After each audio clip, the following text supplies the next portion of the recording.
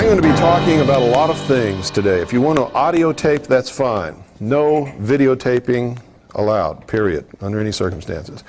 I suggest that you all take notes, because the truth is that no matter how smart we think we are, and me included, we usually retain only about 10% of anything that we hear. This is going to be intensive. For about 6 hours, I'm going to bombard you with information. So if you don't take notes, when you leave here, you're going to say, now what did he say about that? And the purpose of this is to leave you with something. I want you to go out of here with a good understanding of the information that I'm going to cover. My purpose is not to change your religion. My purpose is not to make you believe everything that I say. On the contrary, I'm the only one in the world that will tell you, listen to everyone, read everything, believe absolutely nobody, including me, including your mother, including your pastor, your preacher, your priest, your Uncle Bob, and anybody else that you can think of, unless you can prove it in your own research. And research, it doesn't mean getting a book off the library shelf and reading it and saying, well, he said it, so it must be true. Because I wrote a book, you see. And I'm telling you, don't believe me unless in your own research you can prove what it is that I'm telling you. Because this is the age of deception. And if you don't believe that, you might as well go home right now, because you're in the wrong place.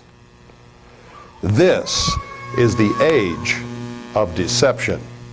And everybody today is living in a fantasy world, and they're promoting agendas that they don't understand because somebody has told them that it's the right thing to do, and they generally believe it. Most people go to the church that they go to simply because their parents did, and for no other reason. Most people who are Democrats because their parents were. Or they're Republicans because their parents were. If you ask them, what is a Republican, they couldn't tell you in 100 million years. They don't know. They vote that way because that's comfortable for them, because that's what they grew up with. Most of us do what we do because we grew up in it. So there is an awful lot about this environment around you shapes who and what you are. It's the truth. I had a woman at the post office where we live the other day say, I listen to your radio station every day. It's wonderful.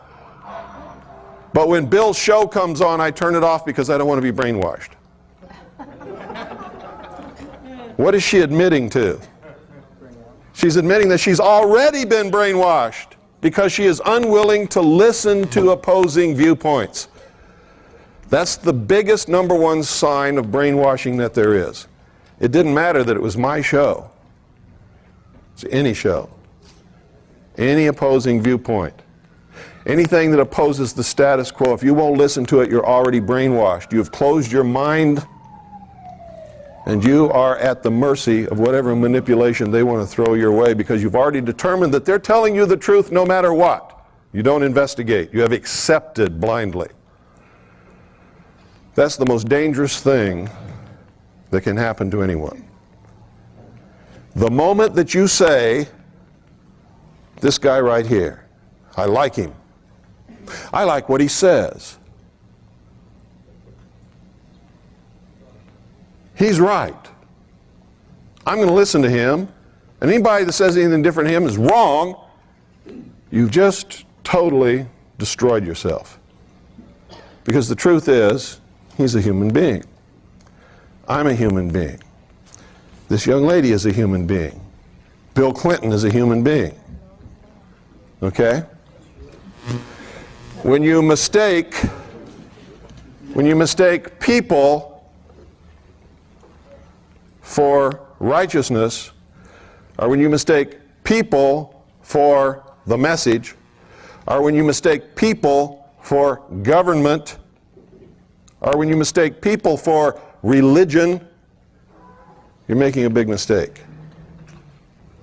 Because people, for the most part, are a big mistake. Does everybody understand what I'm trying to tell you? We are subject to temptations. We are subject to our own carnal desires, lusts, and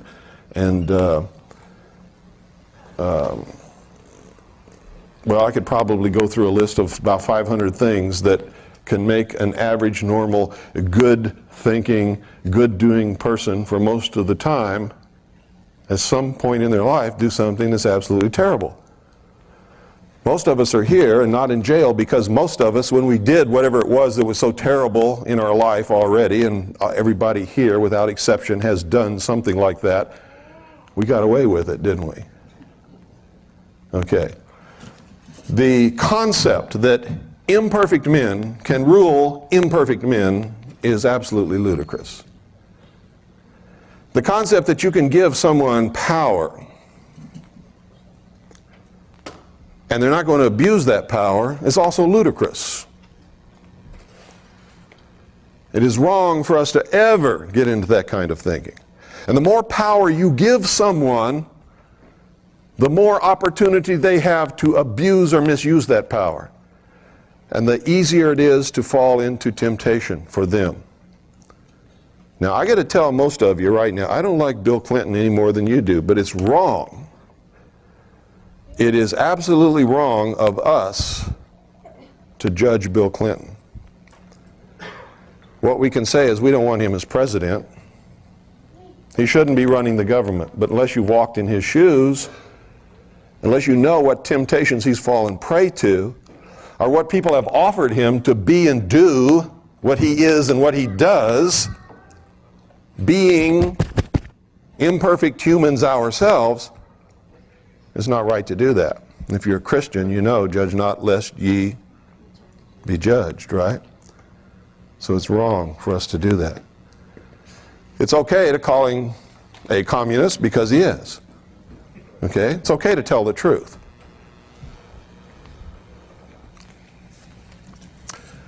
Truth is what I'm all about. And believe me, sometimes I get caught in the deception just like everybody else, but it's not as easy to catch me in the deception as it is to catch most of you.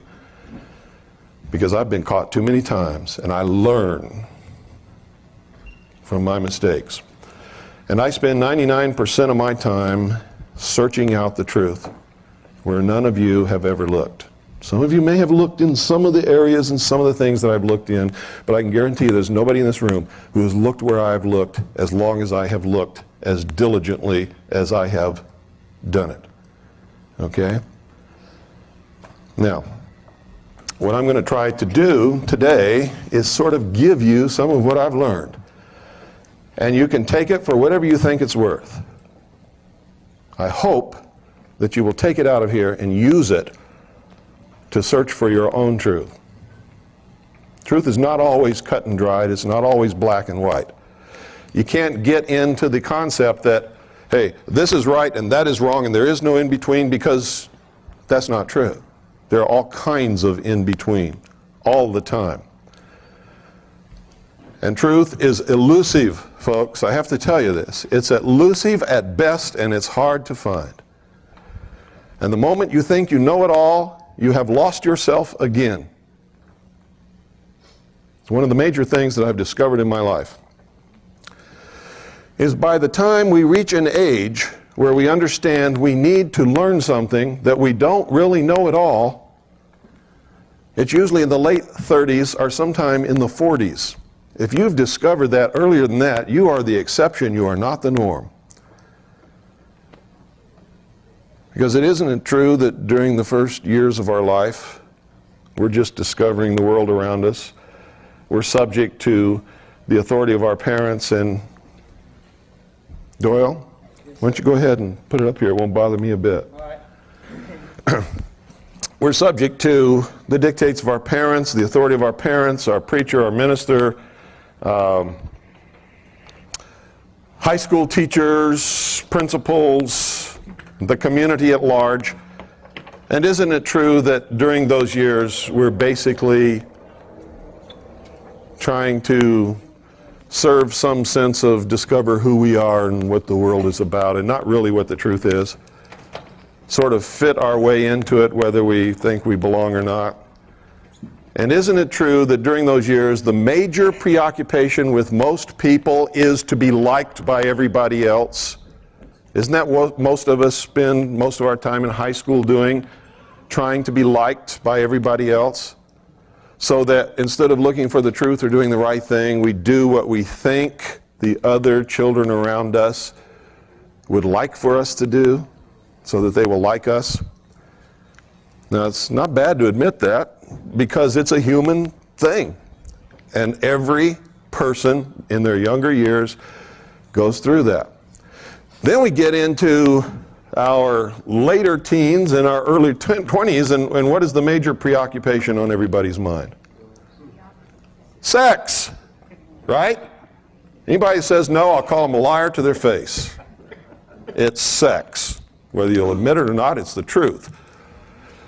And because to be involved in that activity, or to have someone, whether you're involved in actually having sex or not, but the sexuality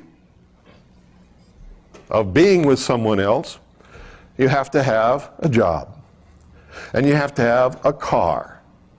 And you have to be able to talk the talk and walk the walk, right?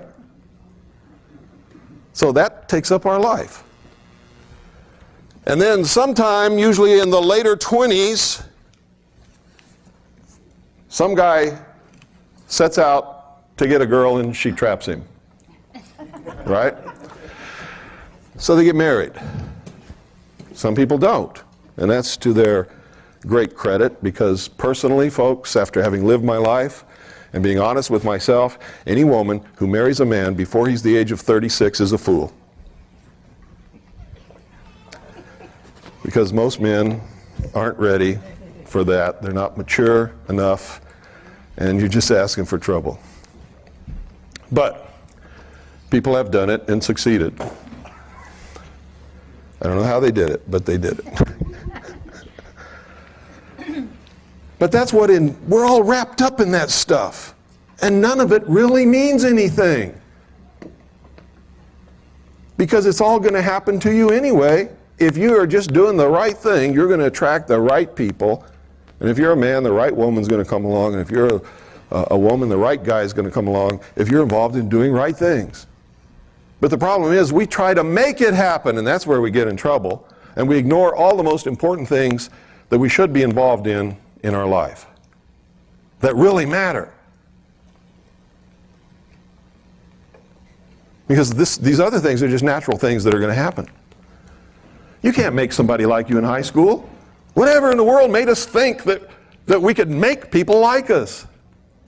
If we just go along and do what we're supposed to do and just be ourselves, people are going to like us. But we think we have to make it happen. Or we think if we do this or we do that, Susie's going to like us more, and we're going to have the hot date we've always dreamed about.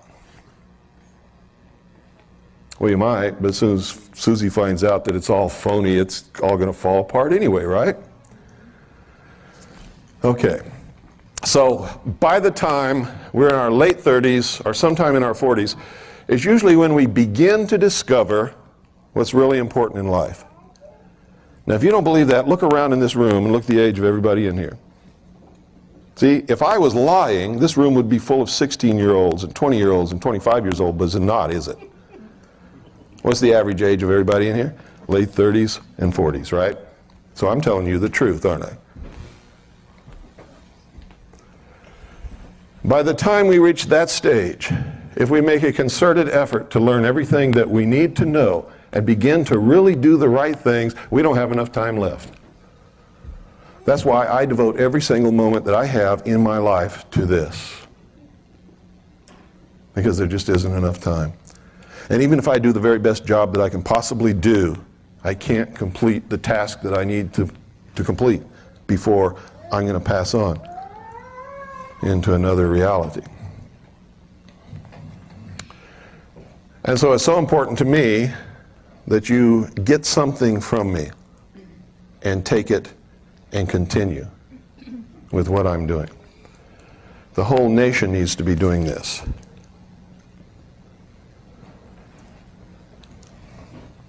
Now I'm going to talk about this country and what it's all about. Some of you are going to disagree with me. And during this talk today and tomorrow, I'm going to make some of you angry. And I want you to understand this. If what I'm telling you up here is not true,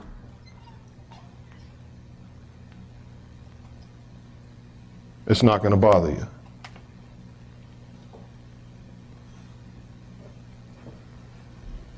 You're a rapist. Did that bother anybody in here? Anybody get bothered by that? No. You know why? Because there's no rapists in here.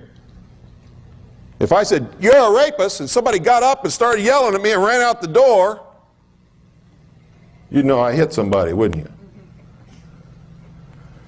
Okay. On my radio show, I use the term sheeple a lot. I can always tell when I hit the targets, boy, I get the letters. How dare you call me a sheeple? That person wouldn't have wrote that letter if that person wasn't a sheeple. Because they would have known I wasn't talking about them, right? Only the person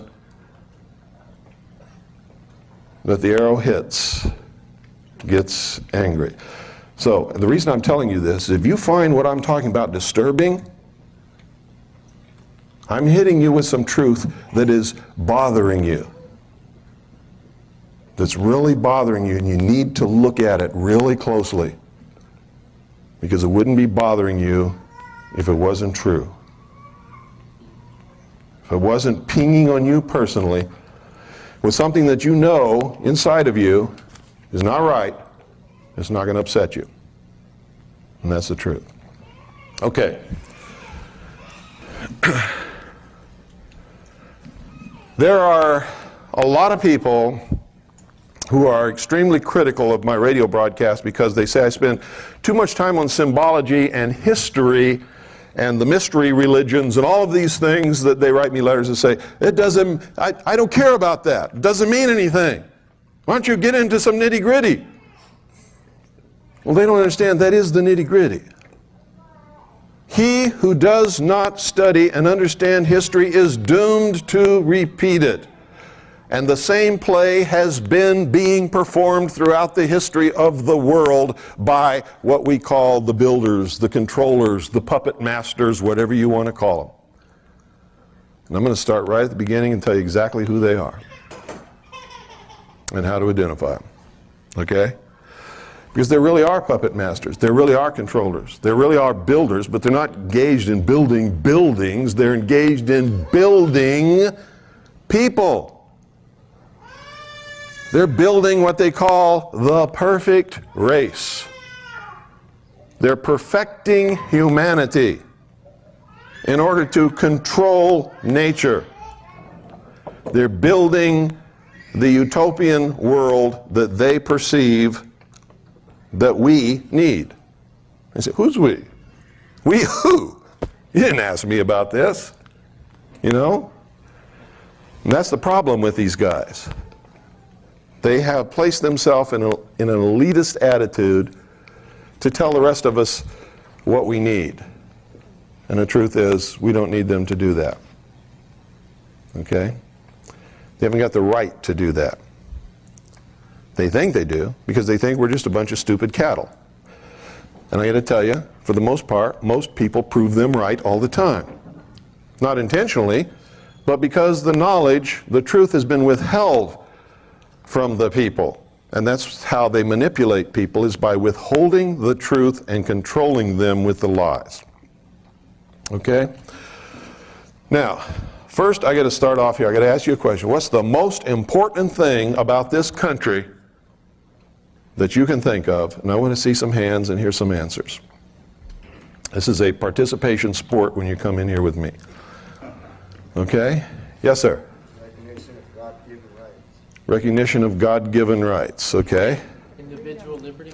Individual liberty. Freedom. No king but King Jesus. Sound money. Sound money. Okay, now I'm going to ask you another question. Which one of those, because somebody already gave the right answer, which one of those do you think is the right answer? Everybody all at once. Freedom. Freedom. Why? Because none of the rest of them would exist without it. You couldn't have any of the rest of them without the freedom to do it. You give somebody the power to say you can't have one king but King Jesus, and you're not going to have King Jesus. You're not going to have Christianity. You're not going to have a church. In fact, if they catch you saying the word Jesus, they're liable to chop your head off and throw your body to the lions. Isn't that correct? Okay.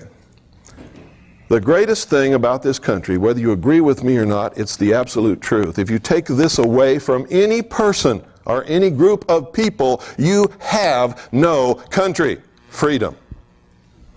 You have no religion. You have no sound money. You don't have any of it.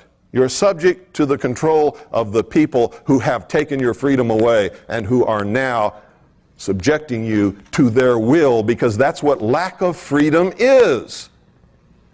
Being subject. You know what subject means?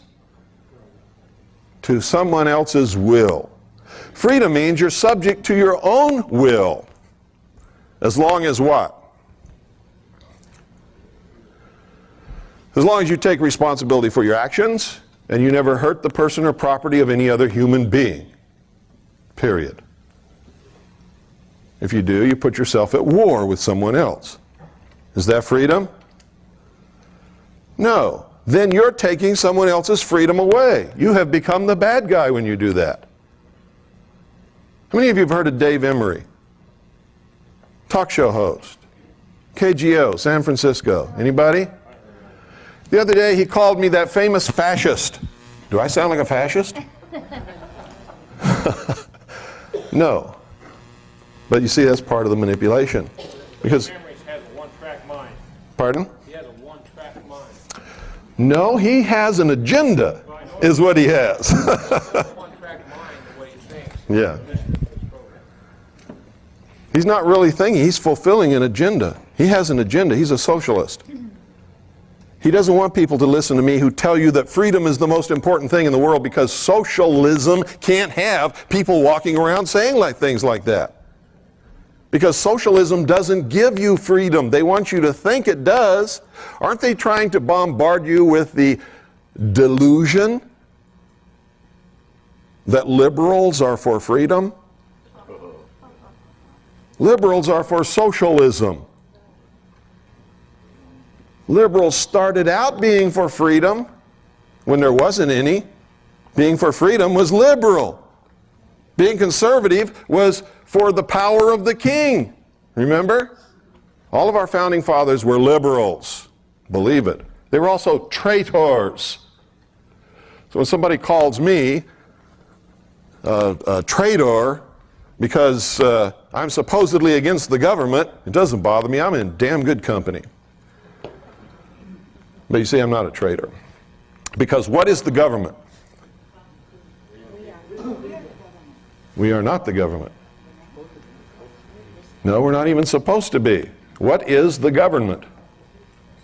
The government is a contract signed by the founding fathers, which is called the Constitution for the United States of America. That is the government. That says what the government can do, what the government cannot do, when it can do it, when it cannot do it, where it can do it, where it cannot do it. Are you parties to that contract? Huh? Nope. No, you're not. How can you be party to a contract you didn't sign? You can't be. So it's a contract entered into between the signatories representing the first 13 colonies in order to establish a union of independent sovereign states for their mutual benefit and protection. Correct? Am I right? Okay. Only those who signed it and those whom they legally and lawfully represented are really bound to it. Is that correct? Yeah. No. Now, don't get into all this posterity stuff, because posterity is only bound to it if they want to be. How do you get bound to it? You're in a territory which wants to become a state, and by vote you agree to become bound to it and are accepted as a state of the Union. You understand that? Okay. Why? Because you elected representatives to act in your behalf. Is that correct? Okay. Is that a democracy? No. Is this a democratic country? No.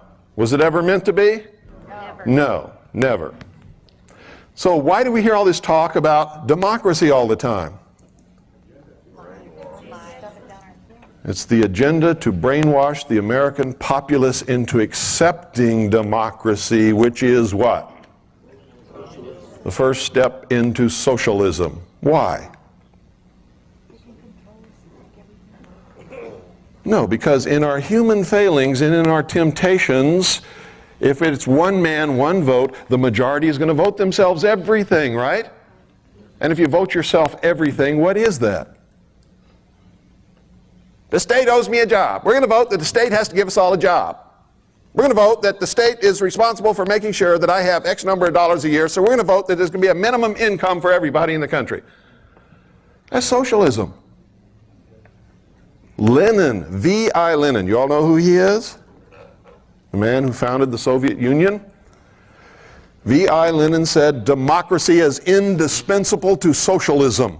You can take a free people, make them into a democracy from whatever they were before, and they will vote themselves into slavery every single time because they are weak. They want the benefits. They want the check from the government. They want the job from the government.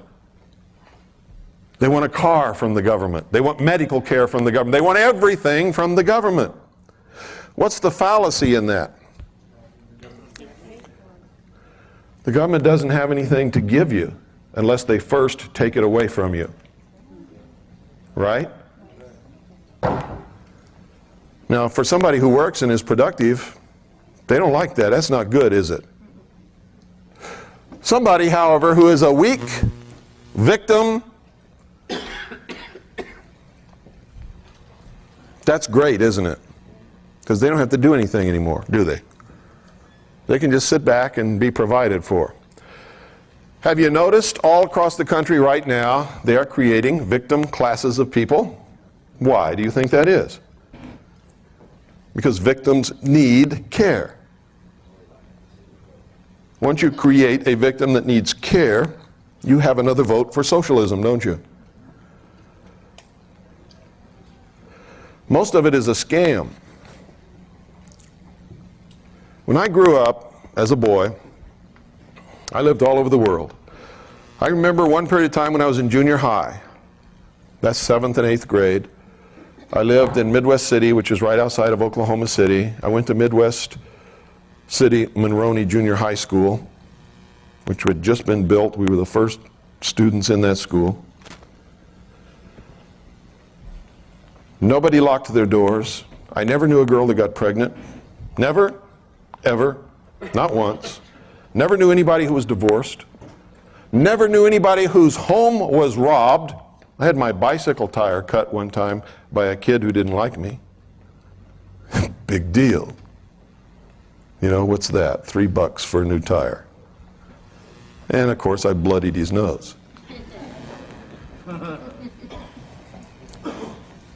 We both got whipped by our parents. Him for slitting my bicycle tire, me for bloodying his nose. I didn't care. He didn't care either. We lived in a different world than we live in today.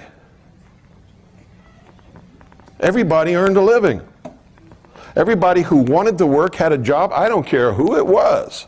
And the only thing that could hold them back would be the lack of an education, which was available to everybody, except in some extreme rural areas of this country where there really was poverty, lack of education, and inability to get good work because they didn't have that education.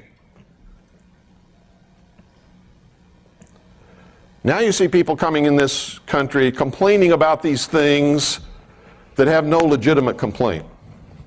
Now don't get me wrong, I'm not pinging on immigrants Because if I lived in a place that was so terrible I couldn't support my family or put a roof over my head or even find a toilet to go to the bathroom, I would be coming across this border just as quick as they are. You can't fault them for that. It's illegal. You can fault the government for allowing it to happen because it's illegal, it's unlawful. And they're always talking about we got to follow the law. Truth is, we only have to follow the law that they think is okay. Why do they want these people coming across our borders? Because these people are helpless. They're without money, they're without a home, they're without a job. What are they? Victims. What do victims bring? Give them the vote and you're going to have socialism.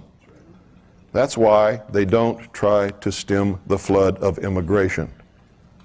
It furthers the agenda of socialism. I feel sorry for those people. They're being used. And their only thought is to find a good place where they can have a good life for themselves and their children. They're being used and abused, and they all become good little Democrats. They all vote socialist, and they all want their handouts from under Uncle Sam. There are some who came into this country many years ago of many different nationalities who have learned the American way, are good Americans, are not immigrants. They are Americans, and they've established and have a sound place in this country. They're part of it. But they're being used. They can't speak the language. Because they can't speak the language, it's hard to find a job. When they find a job, it's not at the pay that they would like to have. So they look to the government to solve their problems. Does everybody understand what I'm telling you? You've often wondered, why is it that they don't do anything about this flood of immigrants coming across the border? And I'm not talking about just Hispanics from Mexico, Central and South America. I'm talking about from all over the world.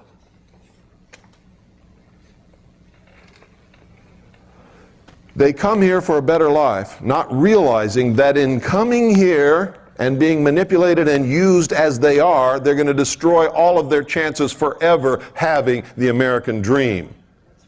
They're going to help bring about socialism, which will put them back into slavery again. And that's got to stop. You have to understand the agenda. You have to understand who's bringing it about and why before you can see the manipulations and how people are being used and manipulated to bring it about. How many of you believe that this is a Christian government? How many of you believe that it was founded as a Christian government? I hate to tell you this, but you're wrong. This country was built by Christians because that's the majority of the people who originally came here. And a lot of the things that they believed in is reflected in our laws and in our traditions and in our government. But the government was never meant to be Christian. Have you ever seen the government in church? Have you? Does the government go to church? No. Does the government pray? No. What is the government?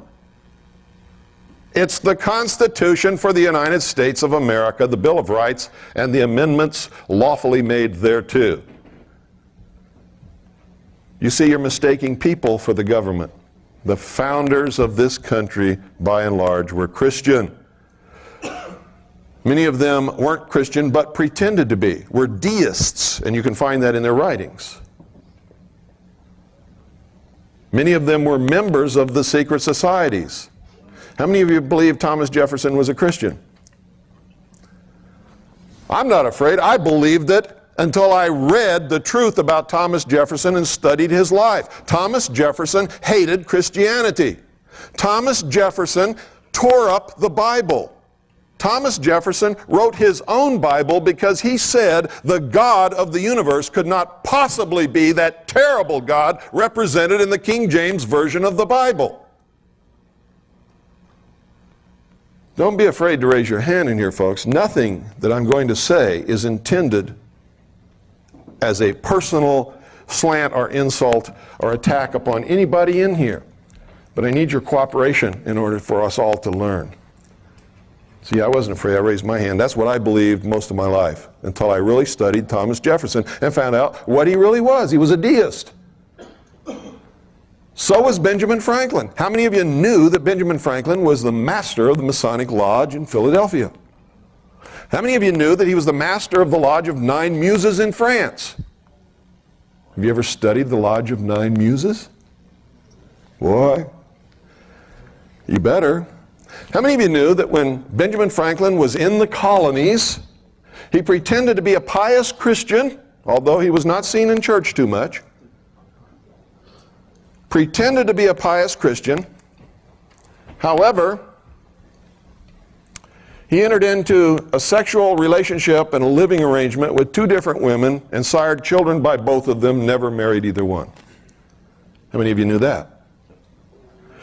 How many of you knew that when Benjamin Franklin went to France, he surrounded himself with prostitutes and drank champagne almost 24 hours a day and just reveled in orgies? How many of you knew that? You'd be surprised what some ugly old men are capable of.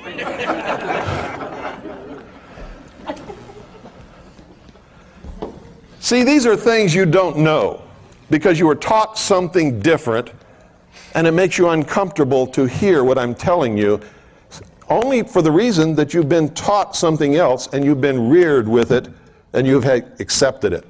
It's hard to let go of something that you have learned and accepted that is not true. You don't want to let go of it because then you have to give up your comfort zone. How many of you know that George Washington was a Freemason? How many of you know if you're a Freemason, you cannot possibly in your wildest dreams be a Christian? It's absolutely impossible. And I can show it to you in their own words. So how could George Washington be a Christian? And you don't even know the slightest, teeniest bit about his real involvement in the secret societies.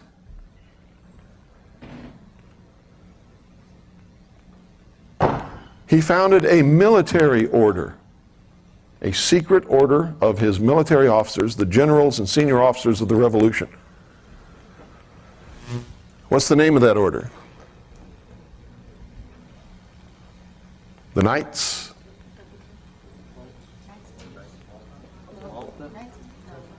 of Cincinnatus. Also known as the Knights of the Golden Circle.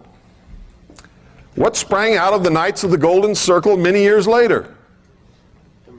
The Ku Klux Klan. How many of you knew that? No, see, you don't know these things because you're so willing to accept that what you know is right without investigating. And until you break out of that mold, I'm going to tell you right now, you're never going to know anything about the truth of this country, who founded it and why, and where it's going, what's happening today, and what the consequences are going to be for us down the line. You see, all of this has happened over and over and over and over and over again throughout the history of the human race. These people know how to lead us wherever they want us to go because they study history and we don't. What was Rome? What was Rome? A republic? What kind of republic? A constitutional republic. They had a constitution. Did you know that? It was a republic. Did you know that? What happened to Rome? It fell into oligarchy, and then into dictatorship, then into rampant immorality, and socialism declined, fell, and became the Vatican. Anybody here doubt that? I can prove every word of it.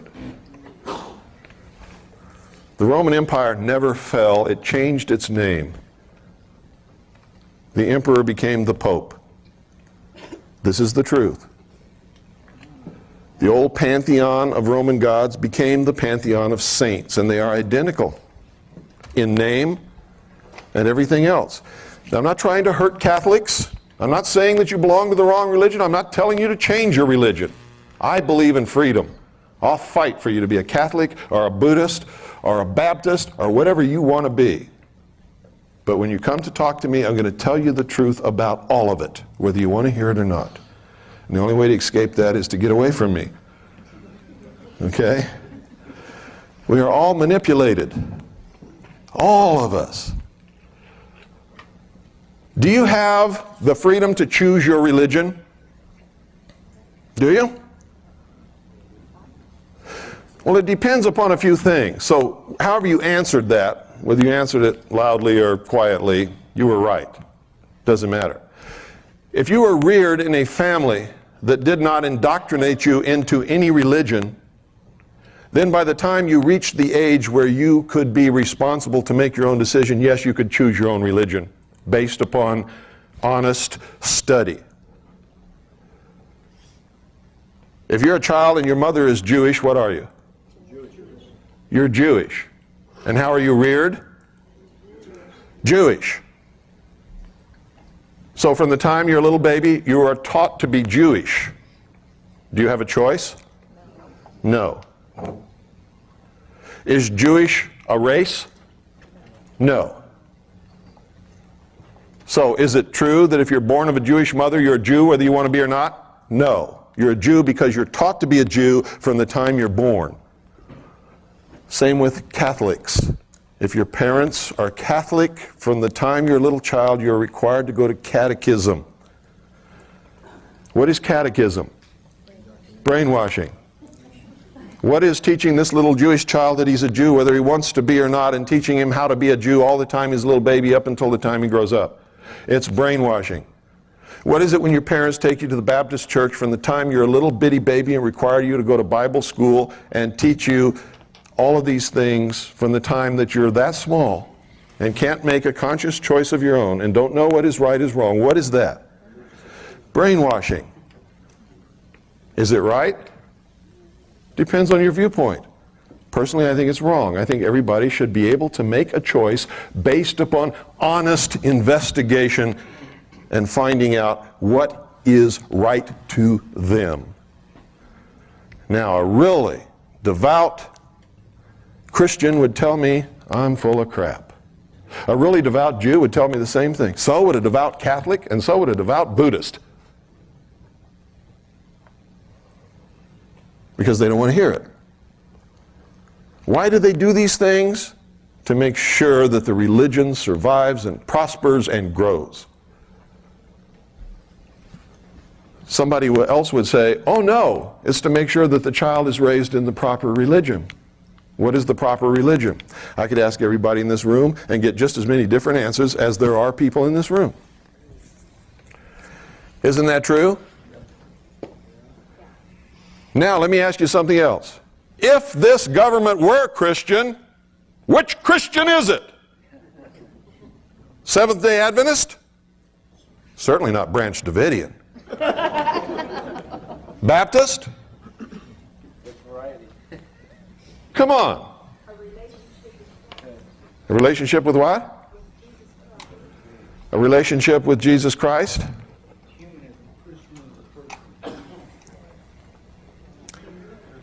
Can you have a country that is Christian and have freedom? No.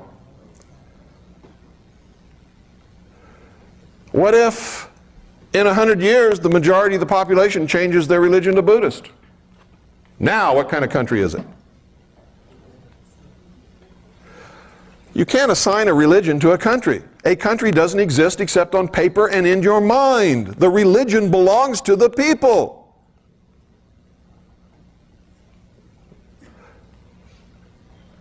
Does everybody understand that? Let me show you something here. How many of you have seen this?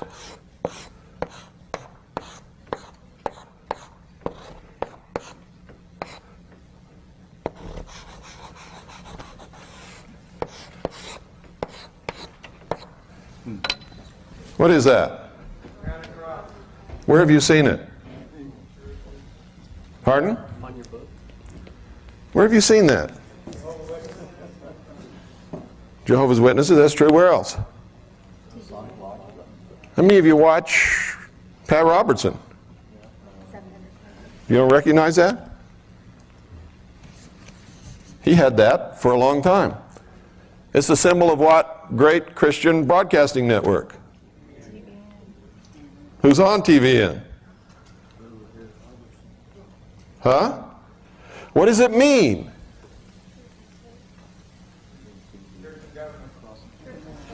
This is the marriage of church and state. Is that what you want? What happened the last time you had the marriage of church and state? Anybody who disagreed got what? Burned at the cross, placed on the rack, chopped into pieces, tortured, murdered, burned. Now don't get me wrong, I believe in freedom. If that's what you want, you're entitled to want that all you want. But I got to tell you, you try to bring this into being and I'll fight you with everything I've got. Because I don't believe in burning people at the stake. I don't believe in placing them on the rack. And I am a Christian.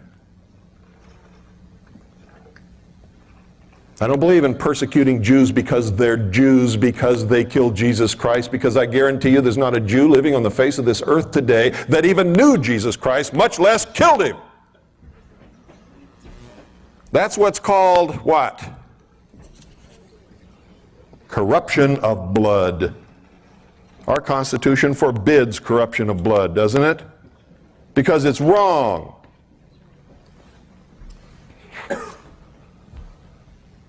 By the same token, I don't like Jews who say we're the chosen race and the rest of you are a bunch of stupid cattle and we're going to rule the world someday. You know what I say to them?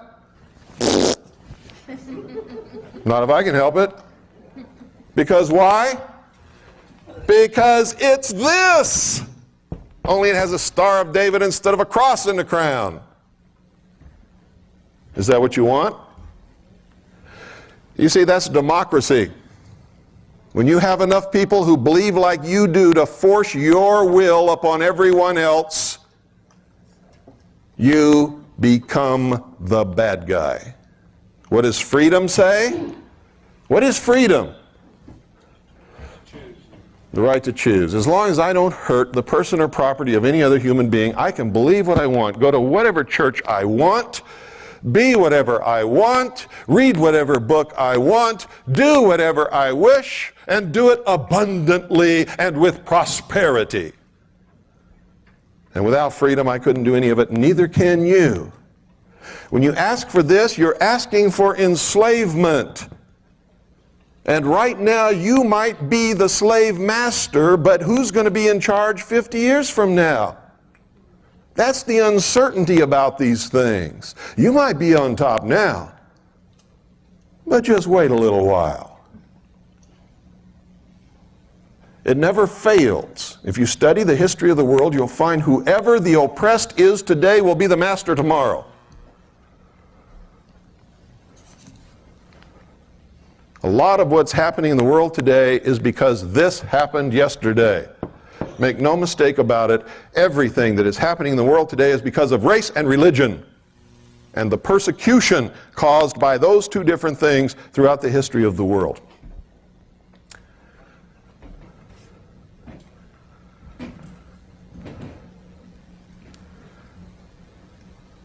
Is everybody up with me? I know that some of you don't agree with me, that's okay. I'm not telling you you have to.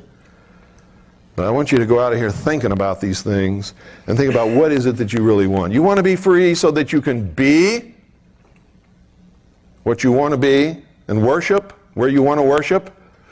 Or do you want to cause a situation whereby you're in charge so that you can force your will upon everybody else so that they'll get pissed off enough to overthrow you and do the same thing to you? Because that's exactly what that brings about. Exactly, it's never failed. Study history, you'll see. It's the truth. So, gee, if our founding fathers were deists and they were members of the secret societies. And some of them were masquerading as Christians, and some of them were just flat weren't Christians, weren't masquerading at all. Why did they create this country? They came here to create a new world, not a country. How many of you really read what they wrote? They didn't come here to create a country.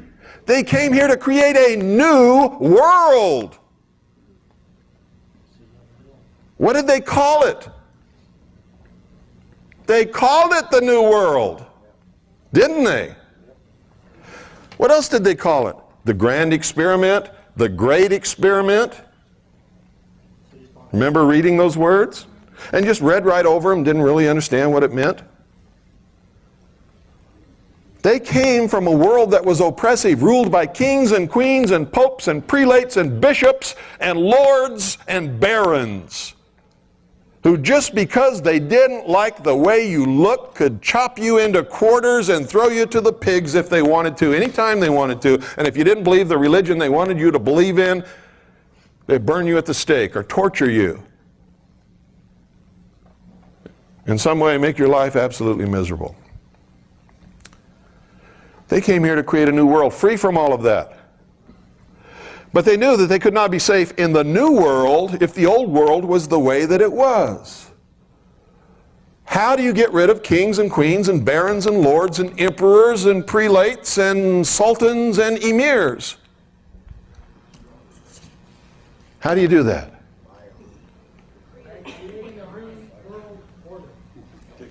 That's exactly right. A new world order. From the beginning, that was the goal, ladies and gentlemen.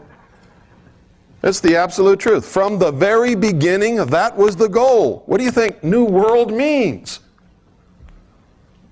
What do you think it means?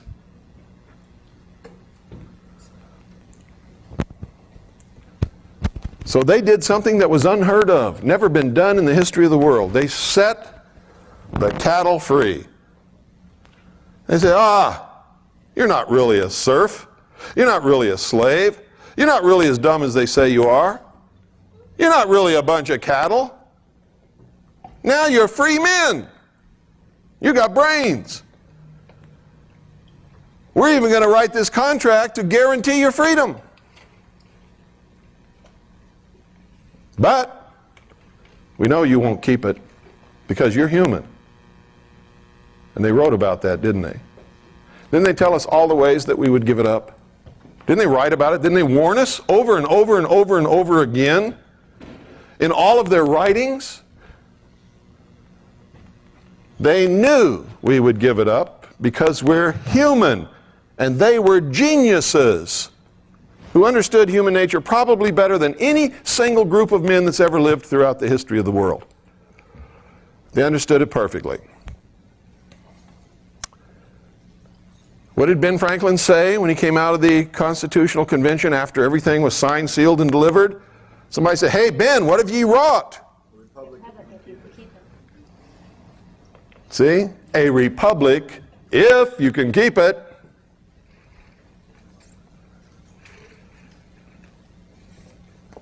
He knew. They all knew. What was it really about? Why did they give it to us if they knew we would give it up? And they did know. Make no mistake about that. They knew. What do you think the fight over federalism was all about? They wanted to make sure that at some future point, the great central government would seize control.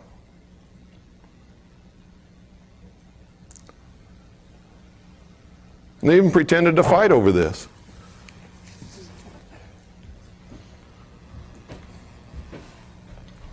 Like all of these secret society people do. It's called the Hegelian dialectic. We want all these people to do something. So you and I are going to get together. We're going to create two different causes. We're going to get all these people wrapped up in it. We're going to pretend to fight against each other. And this fight is going to bring about the conclusion that we really wanted in the first place. And they're all going to think that it was done accidentally by them, and we didn't have anything to do with it. How many of you understand the concept of Hegelian dialectic of manipulation of political resolutions? If you don't, you'd better read Hegel and you'd better study it, because that's what's happening. That's what the abortion issue is all about. Can government decide the abortion issue? Can you decide it with laws? If you could, everybody would obey the law, there wouldn't be any issue, would there? The Supreme Court has already made the law, haven't they? Thank you. I've been saying that for 20 years. It's the truth. The whole issue is designed to create a conflict which cannot be solved except by some world body.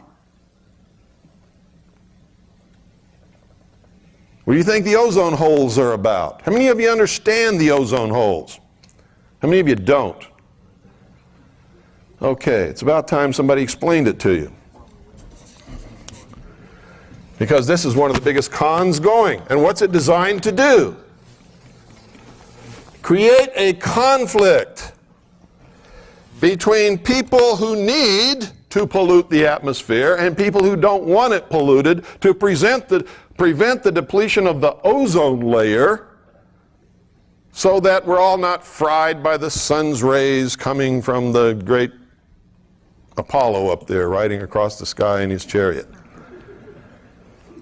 And by the way, if you want confirmation of what I said about the Founding Fathers, if you really believe that they were Christian, go look at the city that they laid out from the air. Look at the symbolism that they built into it. All deist, all Masonic, all Jacobin. It's another word for Jacobin, Illuminist, Illuminati. Go into the Capitol building, stand right in the center of the rotunda and look straight up at the dome where nobody ever looks. And what do you see? You see the apotheosis of George Washington, riding across the heavens in the chariot of Apollo. Who is Apollo? George Washington. He's become God now. And around the perimeter of the Capitol dome, you see all the old gods of the Roman pantheon. They're all there. Zeus, Mercury, Prometheus, all of them. What's that doing on the inside of our Capitol dome if this country is a Christian nation?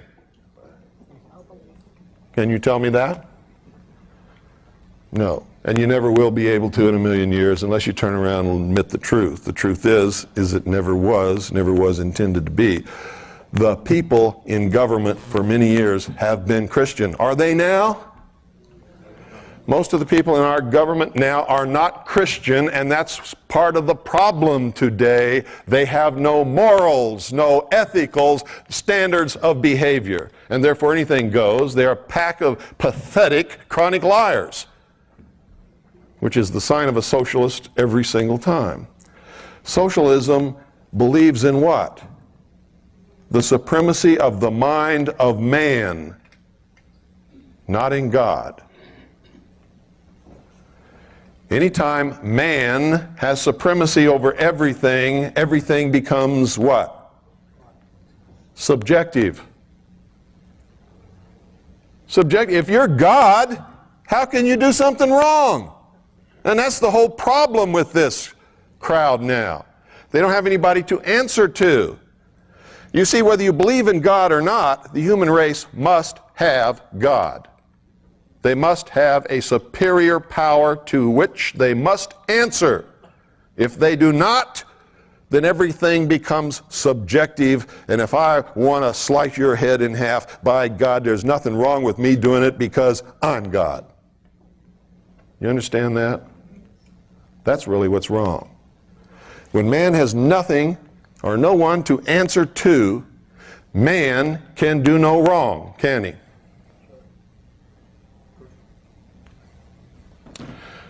Okay, here's the problem with the ozone hole thing.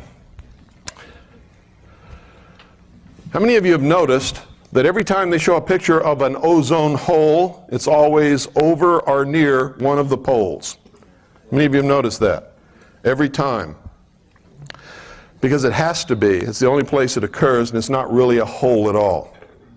And it has nothing to do with what we do. It has nothing to do with CFCs or anything else. that we do here on this earth, period. Because here's the truth of it. How many of you have also noticed that whenever that hole occurs, it occurs at that particular pole in the wintertime?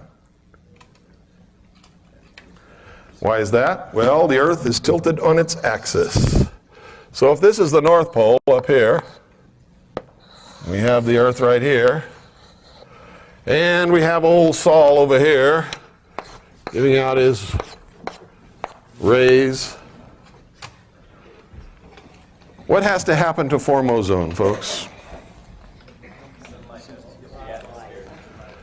Sunlight must interact with gases in the atmosphere. Which gas? Oxygen. When sunlight strikes oxygen in the atmosphere, it causes a chemical reaction which splits O2 into two single O's. So O2 becomes, what is that? Ozone. Ozone. Each one of these is ozone. But what is it also? It's what's called a free radical. It doesn't like to be in that position. It doesn't like to be unattached. Okay? Some like people I know. Can't be without a mate for 10 seconds. And so they always choose the wrong one, which ensures that they're going to break up and they can't be without a mate for 10 seconds.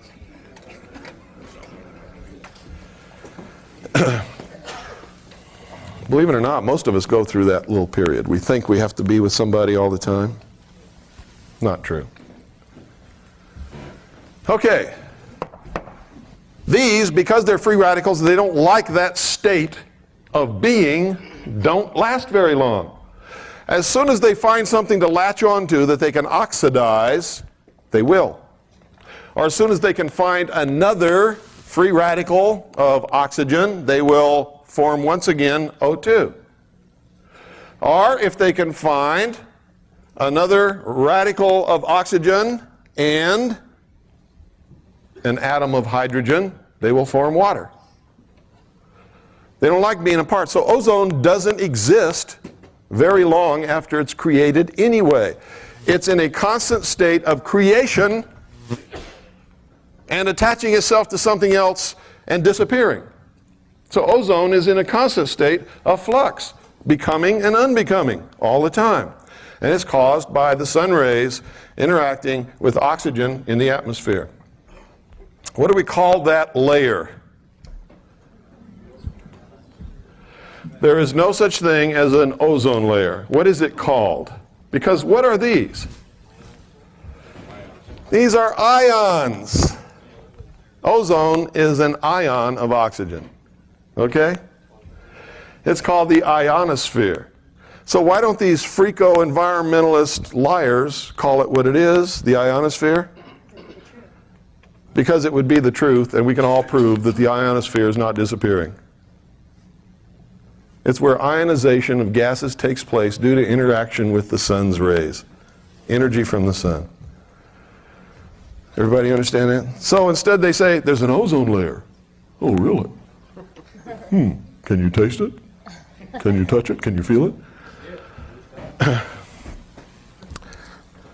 It's the ionosphere. And this whole thing is a hoax. Because here's what happens. As sun streams toward the earth, you can see down here at the South Pole where they're having summer, sun's rays are hitting all over the pole, aren't they? But up here, they're not hitting a portion of the pole. At the pole that is experiencing winter, what do they have there that's unusual about the rest of the earth? They have 6 months of darkness. There's 6 months when the sun's rays are not hitting that part of the earth or the earth's atmosphere. And so there is no interaction between the sun's rays and the oxygen in the atmosphere, and so what is absent? Ozone. Is it a depletion of ozone? No, it's just a place where the chemical reaction does not take place. It is absolutely perfectly normal.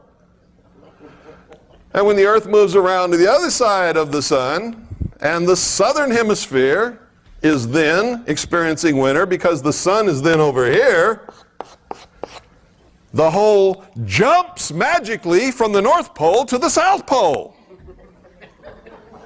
And all of the CFCs that we are leaking and using on the face of this earth have magically migrated to one spot over the pole where nobody's leaking anything and depletes all the ozone right there.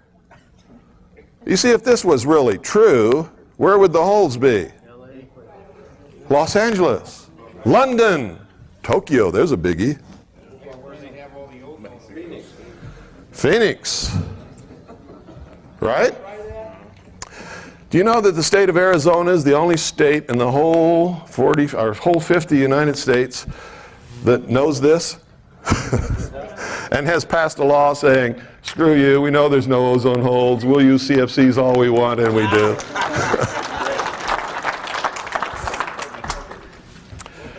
We educated our legislators, not to the fact that if that this was a hoax. We did that, of course. But even though they knew it was a hoax, they didn't want to go along with it until we put pressure on them saying, hey, we're not going to support this scam, period. This is a scam and you know it is. We put political pressure on them that they were going to lose their jobs unless they did what we wanted them to do. And so they did. Now, we don't always get our way in Arizona, because why do you think it's called Phoenix? And the Valley of the Sun, and the Sun Devils. That's all out of the mysteries. Phoenix is a Masonic city, if there ever was one on the face of this earth.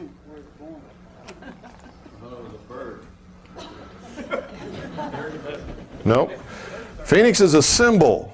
Phoenix is the symbol of resurrection. Death and resurrection. Phoenix is the bird that rose up out of the ashes. Yes, sir? So why the hoax? Why the hoax? Yeah. What is the end result of the hoax? What do you have to solve this problem? World government control of the atmosphere. You see, they do it by stages. Give them the atmosphere. What do they want next? The biosphere, maybe? How many of you know about the biosphere?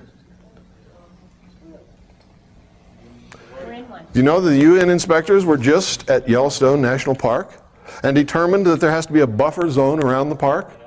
So the National Park Service is buying up private land and kicking people up off their land and closing roads to make this buffer zone, which will be absolutely off limits to any human habitation, occupation, or use forever, to protect the environment within the park. Do you know that this is just one little step toward seizing all of the wild lands, wildlife, natural resources, metals, and minerals up on the earth under the control of a one world government? Did you know that it's all been outlined in treaties for years? So why aren't you upset about it? What are you doing about it? What are you upset about it? I am. What are you doing about it? Silence. Keep electing Einstein and Boxer back in office. Yeah. Who's? We invited the Chinese communists to come set up house. Yeah, but you see, these are all symptoms of things. It's the symptom that we're being controlled by some very, very smart manipulators who understand how to make us do their bidding, even though we may not want to. How many people are here? How many people should be here? Okay? How many people cares versus how many people don't care? And the degree of care is not whether they really care or not, it's whether they perceive that there's a problem, and that will tell you how effective the masters in control have been in brainwashing the population. They don't perceive that there's a problem. If they did, they would be here, wouldn't they? It has nothing to do with me. It has to do with what we're talking about. You could replace me with anybody who could get up here and do the same thing, and you'd have the same result. Because the perception does not exist that there is a problem. amongst the general, what they call masses of population. And by the way, when you hear politicians and talk show hosts and newspaper reporters using that term masses, those are Marxist, socialist speaking Americans. Never use that term. Americans say the people, the American people, my fellow Americans. Only a Marxist, socialist, or a communist will use the term masses. And you're hearing that on talk radio and in the media all across the country all the time, and on television, even Dan Rather uses that term. Dan would rather be read.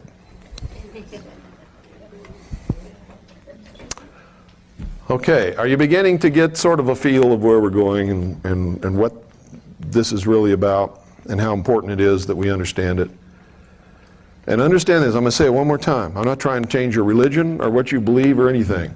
I'm trying to confront you with some truth in the hopes that you will use that information and that truth in order to come up with some decisions and some actions on your part so that we can change this. Turn it around. There is only one uniting common bond amongst all Americans. What is it?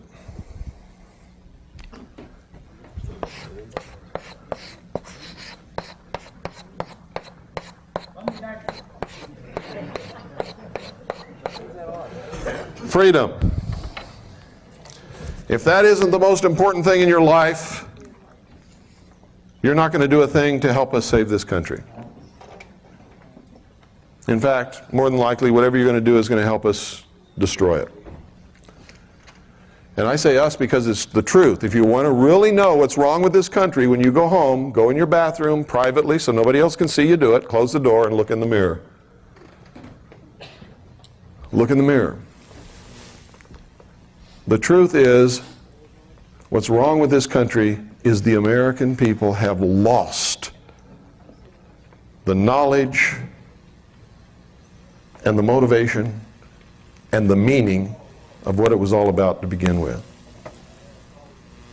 It was always about giving the common man freedom. Why? Because, folks, our founding fathers knew that if that would work, that would be the New World Order.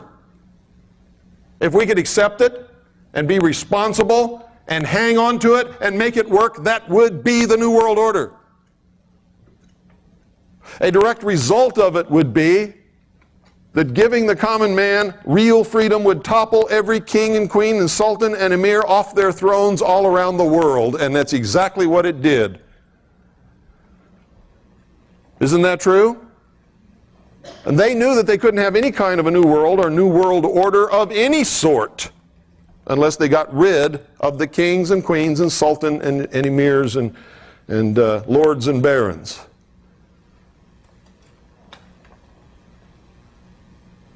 That's why they called this the Grand Experiment. Because that's what it was. If it would work, it would be the New World Order. If it wouldn't work, it would be whatever they thought that it should become. You know what they think it should become? You know what they're trying to make it now? A world totalitarian socialist government headed by a, quote, benevolent, unquote, dictatorship. They're going to present you with a Messiah. The whole world will accept this person as a Messiah. You can call him the Antichrist, whatever you want. I don't care. It's going to be the answer to all your problems. Worldwide. And the whole world is going to bow down to this person. Whether you believe in Christianity, the book of Revelations, or not, I'm telling you this is what's going to happen because I've talked to them face to face. And they don't even hide the fact. That person will wear the throne of the world. Behind that person will be a council of what they call wise men who will really be the rulers. This poor guy is just going to be the fool they stick out there to take the brunt of the public wrath whenever it's necessary. And you can knock him off if you want to. They just put somebody else up there. That's why I've said over and over and over again, So what if you impeach Clinton? So what? Who's going to take his place? Huh? Al Gore. And if you bump off Al Gore, who's going to take his place? Whoever else they want to put up there, because you don't have a choice. You think you have a choice? You don't have any choice, even if you vote. Because the choices that they give you to vote on all belong to them. Why do you think Charles Collins and Rosemary could not get in the debates? Could not get on ABC, NBC, the communist news networks, or any of the rest of them? Why do you think the American people were never shown them as a choice? Because you're not going to get a choice. They will put 2 or 3 up there for you to vote on. All belong to them. They'll even make it like they're really against each other. They'll make you believe it. They'll even throw you some trash about one of them, so maybe you won't vote for him, thinking the election's fair because, that's not a moral person. And then who do you put in the White House? The most immoral person that ever lived on this planet. William Jefferson, Communist Clinton.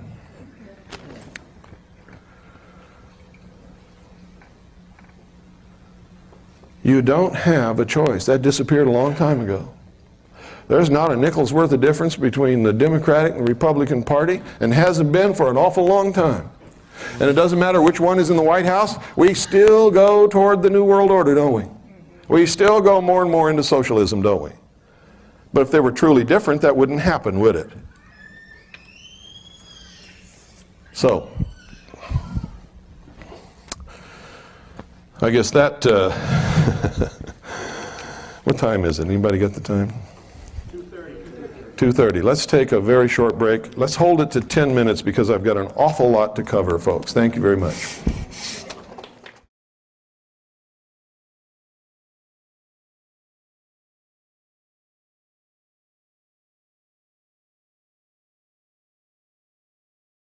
We're also going to do another Groom Lake trip. How many of you are interested in Area 51, Groom Dry Lake?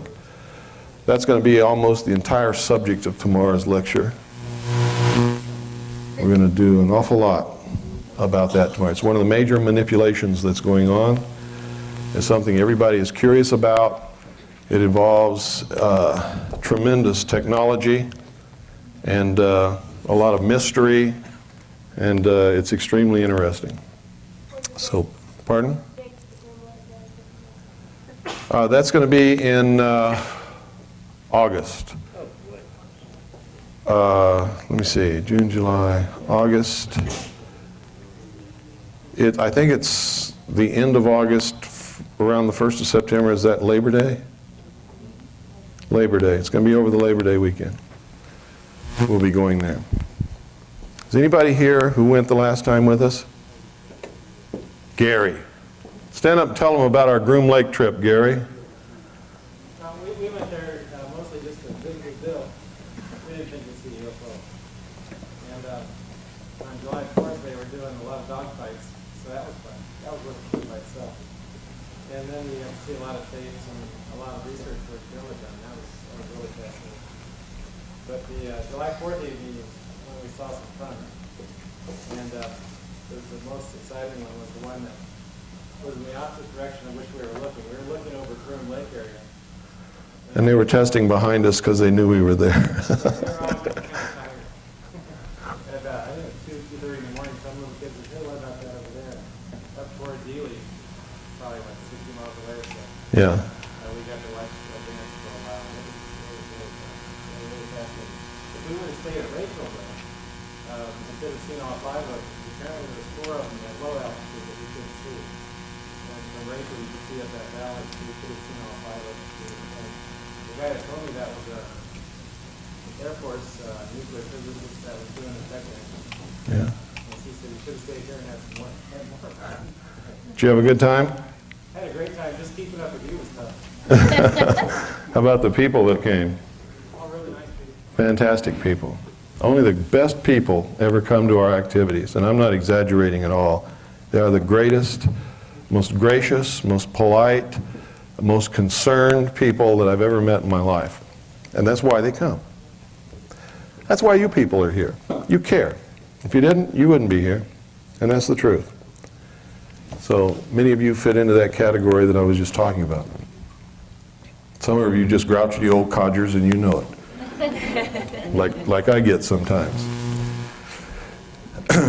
Now, if I get a little impatient sometimes on the radio or anywhere else, it's because I've been doing this for so many years, folks. I don't want to be rude to anybody. I really don't. But I've learned a few things. One is there's no time left to suffer fools. There just isn't any. So if I'm confronted with a fool, I just let them know it, get it off my chest, get rid of them as quickly as I can, and hope that that is enough of a shock that maybe they'll get out of their foolishness. Okay? Because there just isn't any time. We're going down the tubes on a roller coaster. There is no time to tell you all that you are brilliant, wonderful American people, and that, you know, with people like you, we don't have any problem. We're going to turn it around right away and, you know, pass the hat and put some money in there and hoorah. Bullshit. It ain't true, and I ain't going to tell it to you. You're never going to hear that from me. We're in this situation because all of us, me included, we're dummies for most of our lives. And unless we change that, we are never going to turn anything around. And that is the cold, hard truth, whether we like it or not. And we all, at some point in our life, have to go in the bathroom, confront our own self in the mirror and say, Bill Cooper, you've been a fool for most of your life. What is the matter with you? You've got to stop it right now. You got to stop being stupid. You got to become a real American. You got to care about things. You got to find out what the truth is so you know what to care about. And it's hard to say. I know because I've done it. I couldn't be up here if I had not confronted myself in that manner. You've got to do that.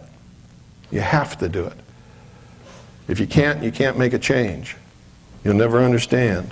You'll always be saying, well, I ain't no sheeple. I ain't no fool. I know everything. I know what America is.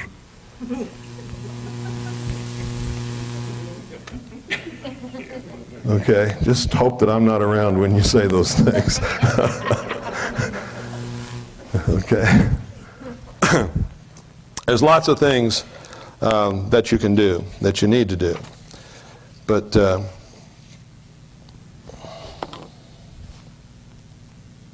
I want to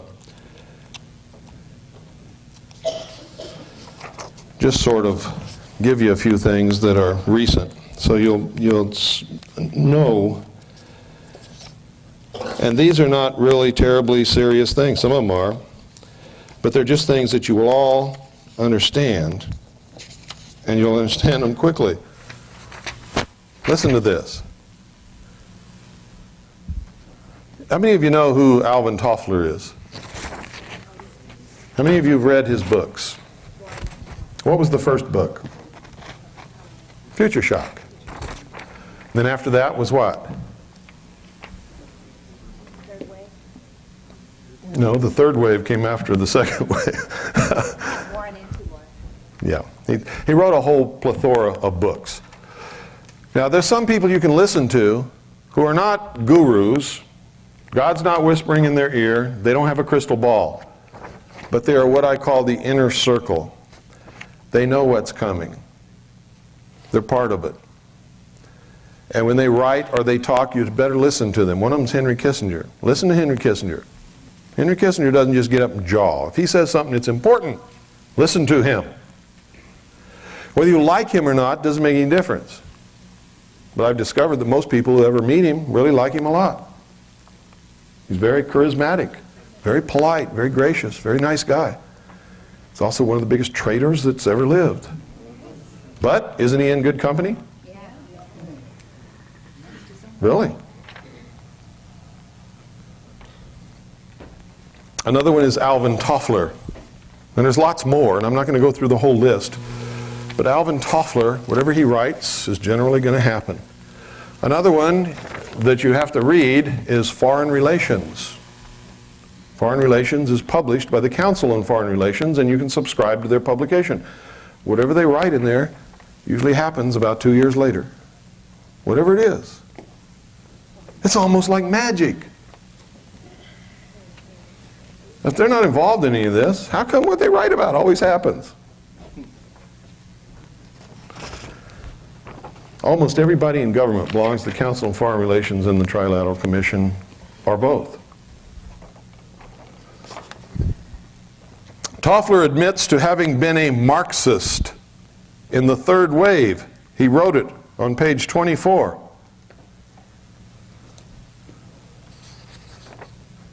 Now, when a socialist admits that they were a Marxist, what does that mean? They still are.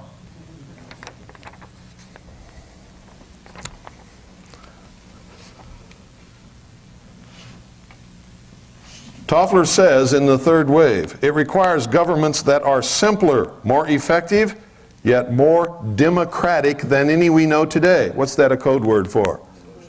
Socialist. It is a civilization with its own distinctive world outlook, its way of dealing with time, space, logic, and causality. What's that mean? World outlook, world government, world control. Causality, social engineering. Do you understand what I'm saying? They speak in a code that they understand perfectly. The average person hasn't got the slightest idea what they're talking about.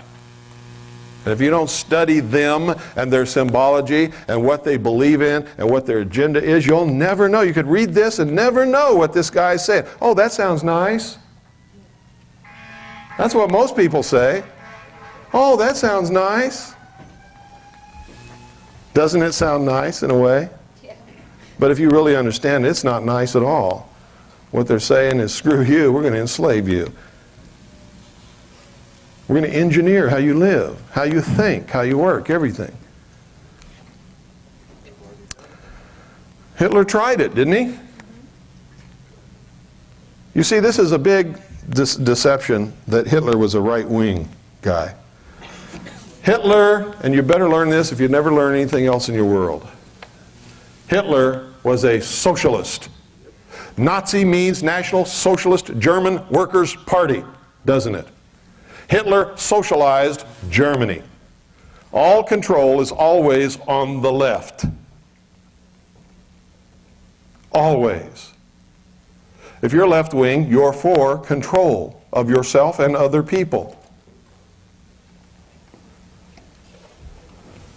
A scale measures two extremes. On the far left, you have total control of everything and everyone, and, by the way, ownership of everything and everyone by the state, which is more important than anything. It's called communism. On the right, all the way at the extreme, you have the total absence and lack of any and all control by anybody over anything or anyone. That's called anarchy. Anarchy sucks. Communism sucks. Socialism is just a little step above communism and usually degrades into communism, and it also sucks. Usually anything close to anarchy also sucks. And so do all those people who want to engage in those things. To tell you the truth, they're in a mind state that sucks.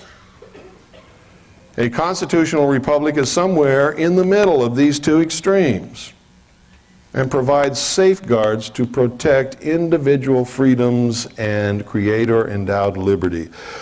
Whether you believe in God or not, if you don't understand that freedom and liberty must be creator-endowed, then you are opening the door for somebody to take it away from you because they don't have to answer to a creator.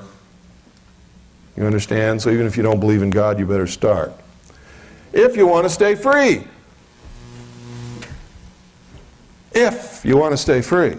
If you don't care about freedom, you don't have to believe in God. You see, there must be something that human beings answer to protect us from ourselves. Because the minute we become God, how many of you in here want me to be God?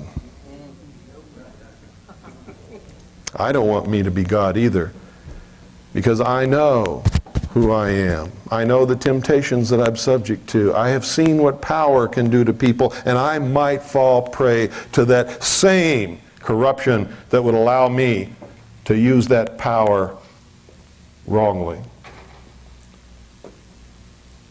Even Jesus Christ, if you're a Christian, was tempted. What was it that Satan offered him?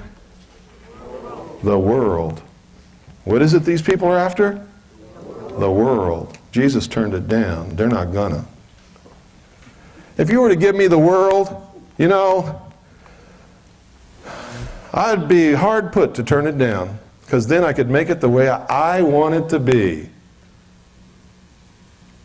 Is it the way I want it to be, the way you want it to be? You don't know that. You don't know, and that's the big problem. Why would you even want to take a chance? I'm a pretty good guy. But you don't want to take a chance on giving me the world or anybody else. You don't want the world. You don't want vast amounts of power,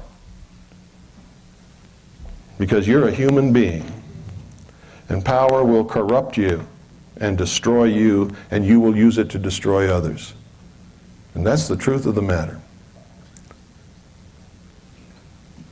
You don't want it.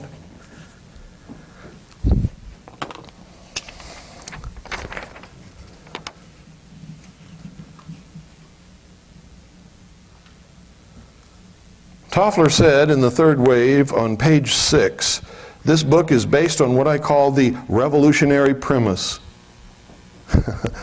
That's Marxist if there ever was a Marxist statement in the whole wide world.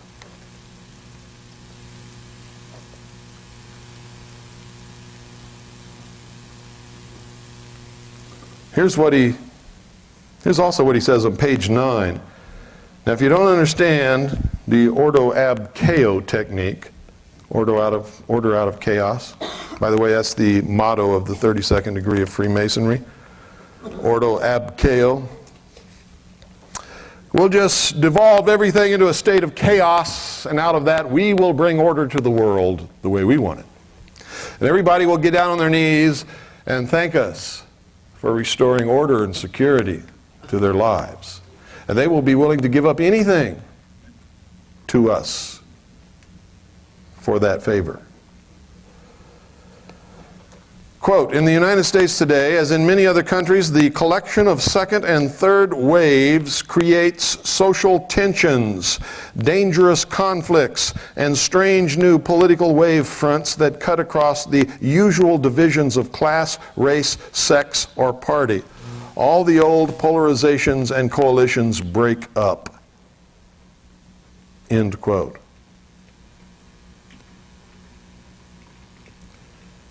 How many of you women thought Gloria Steinem was doing you a favor? Gloria Steinem is a communist who created the concept of feminism to destroy American family life. Feminism is not good for you. Being a responsible woman is good for you. Being a good person is good for you. Whether you choose to do it in business or in the home doesn't make any difference to me. And yes, you should get equal pay for equal work. And yes, you should have the vote and all of this other stuff. But feminism? Feminism is war between women and men. It was created intentionally to destroy the basic unit of freedom in this country, and that's the family.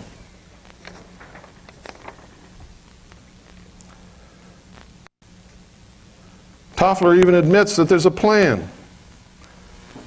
On page 10 of his book, quote, life may indeed be absurd in some large cosmic sense, but this hardly proves that there is no pattern in today's events. In fact, there is a distinct, hidden order that becomes detectable as soon as we learn to distinguish third wave changes from those associated with the diminishing second wave, end quote. There's always been a plan. They call it the great work, the great plan, the lost word. There's all kinds of words for it. It exists. It is being brought about. It is conscious. It is working its effect upon us now, today, as I speak. Now, I'm going to just give you a little demonstration of the degree of control that is already in effect in this country concerning communications. Now, if you're smart, you know that if you turn the dial on your radio and on your TV set and on every news story, it has the same slant in the same words and it's the same stories. You know that the news and the media are controlled. If you don't, you're not playing with a full deck of cards. Okay? It is absolutely absurd to believe that all these different networks, news stations, newspapers, and radio stations are all owned by different people, yet they all carry the exact same stories every day, worded in the exact same way, with the same agenda and the same slant.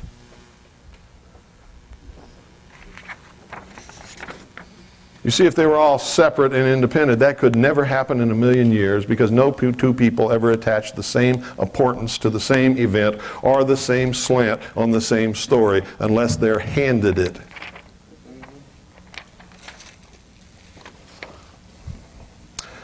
Two federal agencies are looking into a goof that led 4 extra states to get an emergency warning broadcast meant as a test for just one radio station, which caused all radio stations in those 4 states to go off the air. It's automated. They can cause one state to go dark as far as communications are concerned, or 2 states or 3 states, or all 50 with the push of a button. It's called FEMA. Relay points in Florida, Hawaii, Louisiana, and Ohio got the confusing signals. Now both the Federal Emergency Management Agency and the Federal Communications Commission are looking into it to determine the exact cause and to be sure that there wasn't a functional error of the system, said FEMA spokeswoman Barbara Yeagerman. This was no accident, it was a test. To test the system, because they've never done it before, to make sure that they could cause selected radio stations in selected states to go off the air at their push of a button. It's the first time that they've ever made such a test, but they can't tell the public that they can do that anytime they want, anywhere, so they say, oh, it was a mistake. It was a goof. If you wake up some morning and you can't get any radio stations on your radio, you better dig a hole. I wrote about this in my book. I said the day will come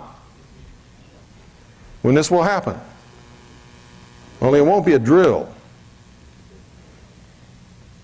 It'll be to cause total confusion and panic in the population so they can do what they want and what they need to do, rounding up the people that they need to round up and need to get rid of in order to bring about their one world totalitarian socialist state. Without communications, what is the mob? Huh? Chaos. Without communications, without leadership, most people are helpless, useless, and dangerous. Don't believe me? Go back and look at all the videotape that you failed to make of the LA riots, which you should have made and should be studying over and over and over again. Also study how long it took for those supermarkets in LA to run out of food. And what happened to those supermarkets when they ran out of food? Did you know that over 50 people were murdered during those riots in LA, and not one single person has been prosecuted for any of those murders to this day? And did you know when you bring it up in the city of LA that the people attack you? Emotions were running high. It should be forgiven. We don't want anybody to be prosecuted. Hey, that's dangerous. Think it can't happen here? Think again. Some of the people you've lived around all your life, when society breaks down, will turn into your worst enemies, the baddest people you've ever seen. They will kill, rape, murder, and steal. Right now, they're nice people. And I got to tell you, you can never for sure determine who in the world's going to do what when that kind of stuff happens. You just can't. You don't know. You can't really determine who's going to stand up and fight for freedom when they suddenly realize that they're going to be enslaved by this new world order. Some of the people will surprise you. Some of the people who tuck their tail and run will also surprise you, because they're some of the people who are standing up right now talking and squawking the loudest about how hard they're going to fight. You'll be amazed at who comes out of the woodwork to really fight and who runs and hides and turns squealer and rats on everybody when it does. But don't make the mistake that you can determine who's going to do what now, because you can't. The only reason I can make this statement is based upon solid research of history, because this ain't the first time it ever happened. Nor is it going to be the last if the human race has anything to do with it. We've been doing this since the beginning.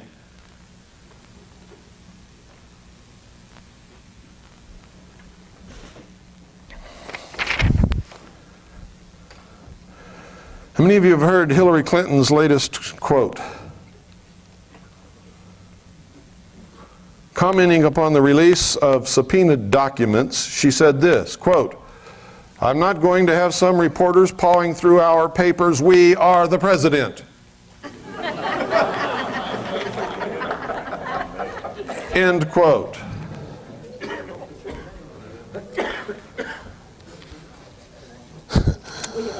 How many of you voted for Hillary?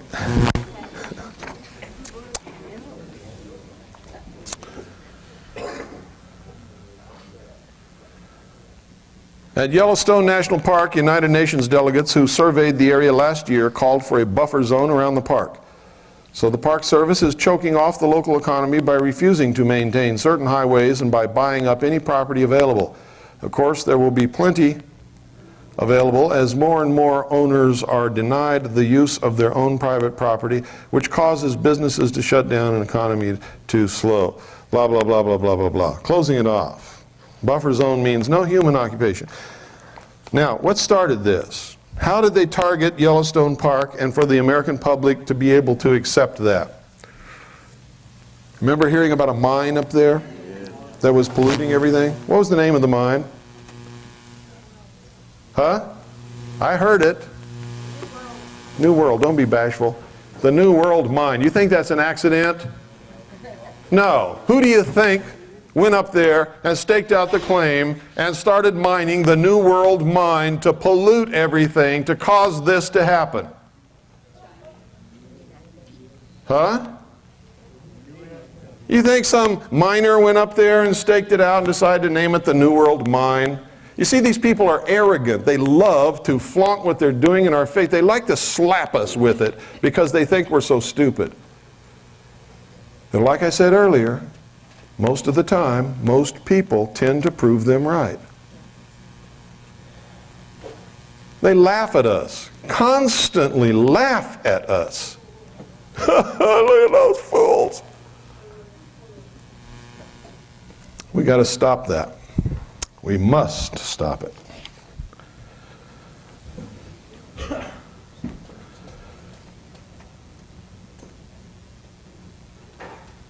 Cleveland radio officials were baffled after a botched test of the government-operated emergency alert system disrupted programming on all local stations, went off the air simultaneously. And there was nothing that the local stations could do to get back on the air until FEMA released that button. No, they can't do that.